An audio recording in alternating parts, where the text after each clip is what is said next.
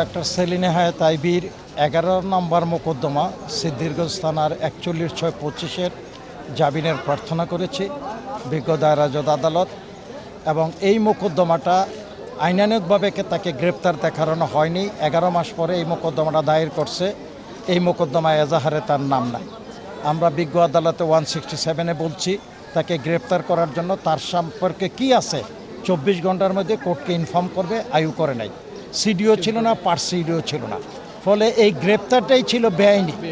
বিজ্ঞ আদালতের কাছে জামিন চাইছি এবং বিজ্ঞ আদালতের কাছে বললাম 26 তারিখে মেয়র আইবির জামিন হওয়ার পর একই তারিখে তাকে এই মোকদ্দমাটা গ্রেপ্তার দেখায় 3 তারিখে শুনানি করে ভার্চুয়ালি। বিজ্ঞ আদালতে আমরা সিদ্ধিরগঞ্জ থানার 2টা মোকদ্দমার রেফারেন্স দিছি। একটা মোকদ্দমা হচ্ছে 3/9/24, আর একটা মোকদ্দমা হচ্ছে 16/9/24। এই 2টা মোকদ্দমার ঘটনা হচ্ছে একই ঘটনা, 20/7/24 সন্ধ্যা 6টায়।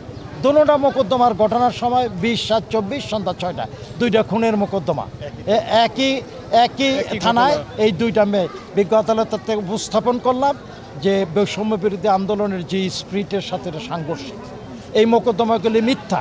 এই মোকদ্দমাগুলিতে মেয়রকে হ্যারাসমেন্ট করার জন্য দায়ের করা হয়েছে। একই তারিখে একই সময় 2টা ঘটনাস্থলে 2টা মোকদ্দমা হয় কীভাবে? পুলিশ আগেও আমজনতাকে, সাধারণ মানুষকে হেয় প্রতিপন্ন করছে, জেল জুলুম খাটাইছে। এখনও একটি গণতান্ত্রিক পরিবেশে, গণতান্ত্রিক বাংলাদেশে এই মিথ্যা মোকদ্দমা দিয়া মেয়র আইবি সহ একাধিক ভালো মানুষকে সম্পৃক্ত করছে। আমরা বিজ্ঞ আদালতে আরও উপস্থাপন করলাম, শামীম ওসমানকে যদি আইবি চিনে, ওবায়দুল কাদেরকে যদি আইউ চিনে, এজাহারকারী চিনে, শেখ হাসিনাকে চিনে, তাহলে আইবিকে তো চেনার কথা আরও আগে। কারণ আইবি মন্ত্রীর মর্যাদায় নারায়ণগঞ্জে বাড়ি। তাহলে আইবিকে যদি চিনতো এবং ঘটনাস্থলে থাকতো তাহলে এজাহারে তার নাম দিত। আমরা বলছি এজাহারে তার নাম নাই, আইবি ঘটনাস্থলে ছিল না।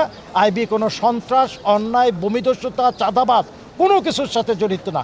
একটা আদর্শবাদী, ন্যায়পরায়ণ প্রশাসক এই হিসাবে নারায়ণগঞ্জের মানুষের সেবা দিয়ে যাচ্ছে এবং তার কাছে দল মত নির্বিশেষে সবার অ্যাক্সেস ছিল, গ্রহণযোগ্যতা ছিল এবং আগামী দিনেও সে একজন মানবিক চেয়ারম্যান হিসাবে মানুষের আস্থা অর্জন করব।